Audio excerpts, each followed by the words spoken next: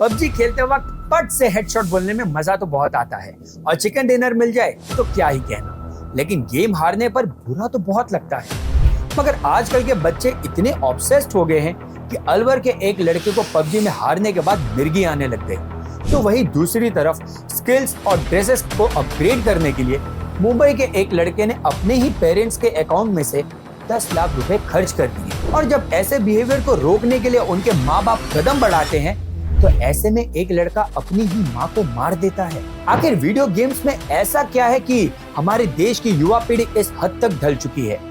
क्यों हमारा यूथ अपने मोबाइल्स और गेम से अपनी नजरें नहीं हटा पा रहा?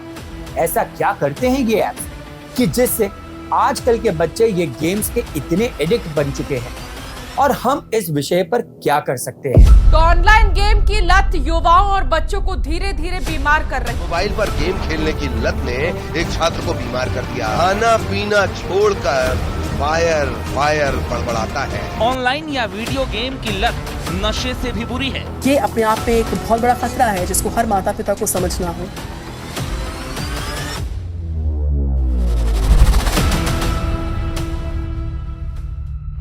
नमस्कार दोस्तों, मैं हूं डॉक्टर राज कालरा। बचपन में शायद आपने मारियो, कॉन्ट्रा या रोड रश खेला होगा और उस समय को लेकर काफी यादें भी जुड़ी होंगी। मेरे कहने का ये मतलब है कि वीडियो गेम्स तो हर किसी को पसंद होते हैं, इसलिए सबसे पहले मैं ये बता दूं कि मैं यहाँ वीडियो गेम्स को टारगेट नहीं कर रहा। मेरा एम हमारे गेम्स में इन गेम्स की वजह से हो रहे एक एक्चुअल कंडीशन के बारे में यंग लोगों को अवेयर करना है। और अगर देखा जाए तो करेंटली इंडिया में गेमिंग सबसे ज्यादा फोन्स पर होती है और पबजी या फ्री फायर जैसी गेम्स सबसे ज्यादा खेले जाते हैं। इस पॉपुलैरिटी के पीछे इंडिया के एक रैपिडली डेवलपिंग कंट्री होने की वजह से चीप स्मार्टफोन्स और इंटरनेट का बहुत बड़ा हाथ है। इन्हीं स्मार्टफोन्स पर हमारे यंग लोग सोशल मीडिया भी यूज करते हैं।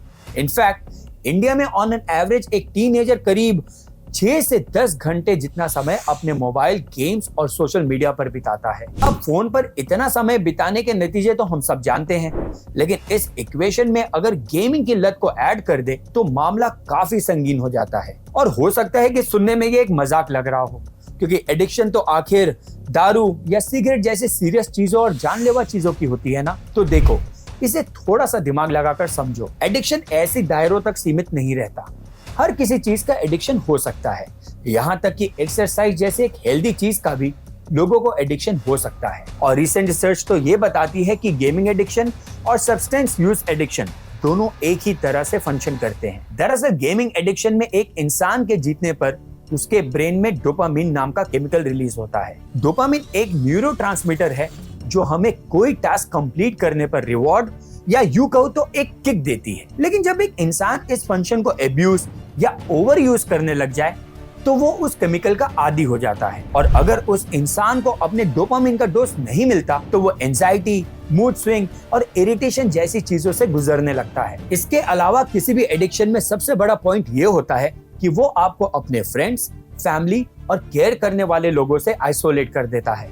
गेमिंग एडिक्शन भी सेम है। इनफैक्ट आज यंग लोगों के इतने हद तक मोबाइल और गेम्स में डूब जाने की वजह से आने वाली पीढ़ी एक बहुत बड़े खतरे से जूझ रही है। हम एक फेल जनरेशन को पाल रहे हैं। इस बात की चिंता जेनजी को मन ही मन सताई जा रही है और इस नई जनरेशन को नाम भी मिल चुका है, द आईपैड किड्स जनरेशन। इसका मतलब ये है कि ऐसे बच्चे जो कॉन्स्टेंटली एक स्क्रीन के सामने अपना वक्त जाया करते हैं। आज के पेरेंट्स अपने बच्चों को मोबाइल या फिर आईपैड देकर छोड़ देते हैं और फिर वो बच्चे पूरा दिन बेबी शार्क से लेकर कोकोमेलन देखते रहते हैं। और ये बात तो साइंटिफिकली प्रूव भी हो चुकी है कि इतने कम उम्र में एक स्क्रीन के आगे इतना ज्यादा समय बिताने से बच्चों को आगे चलकर फोकस, अटेंशन और एंजाइटी जैसी चीजों की दिक्कत होती है। अब ये तो हमने देख लिया कि कैसे एक्सेसिव गेमिंग आने वाले और उभरती जनरेशन के मानसिक डेवलपमेंट को रोक रही है, लेकिन गेमिंग का ये दरिया एक सैलाब बन गया है और गेमिंग की दिक्कत और भी बदतर होते जा रही है, क्योंकि अब लोगों को गेमिंग एडिक्शन के साथ साथ गैम्बलिंग का भी एडिक्शन लगते जा रहा है। इंडिया में पबजी और फ्री फायर जैसी गेम्स के बाद सबसे पॉपुलर रियल मनी और फैंटेसी गेम्स हैं। इन गेम्स के एग्जांपल तो आपको बेशक पता ही होंगे, क्योंकि हर बस, ट्रेन, टीवी एड और स्पॉन्सर्स में इनके नाम चिपके हुए होते हैं। इन्हें बड़े बड़े सेलिब्रिटीज एडवर्टाइज भी करते हैं, मगर कोई भी इसकी रियलिटी आपको नहीं दिखाता। अगर हम डेटा को देखें तो यंग लोग इन गेम्स के प्राइमरी शिकार हैं। और खास करके रूरल इंडिया के बच्चे। जैसा कि हमने पहले देखा, स्मार्टफोन और इंटरनेट के सस्ते होने की वजह से हम कोने कोने में दुनिया से कनेक्ट तो कर रहे हैं, लेकिन उन कोनों में हम ऐसी प्रॉब्लम्स को एक्सपोर्ट भी कर रहे हैं। ऐसे में हमें ये याद रखना चाहिए कि मॉडरेशन में वीडियो गेम्स के काफी बेनिफिट्स हैं, जैसे कि hand eye coordination, better focus, stress relief वगैरह वगैरह। लेकिन अगर वीडियो गेम्स आपकी पूरी लाइफ को डोमिनेट करने लग जाए, और वो भी इस हद तक कि आपको वीडियो गेम्स के अलावा और कुछ जिंदगी में दिखे ही नहीं, तो आपको हेल्प की काफी जरूरत है। और रही बात पेरेंट्स की, तो उन्हें भी इस बात का ध्यान रखना चाहिए कि उनके बच्चे गेम्स में कितने इन्वॉल्व है और गेम्स का उनके बच्चों पर क्या असर पड़ रहा है। इस पर आपको क्या लगता है? क्या गेमिंग एडिक्शन और उससे जुड़ी प्रॉब्लम्स रियल है? हमें कमेंट्स में जरूर बताइए। तब तक के लिए स्टे हेल्दी और फिर मिलेंगे ऐसे ही एक नए इंटरेस्टिंग वीडियो के साथ। धन्यवाद। जय हिंद।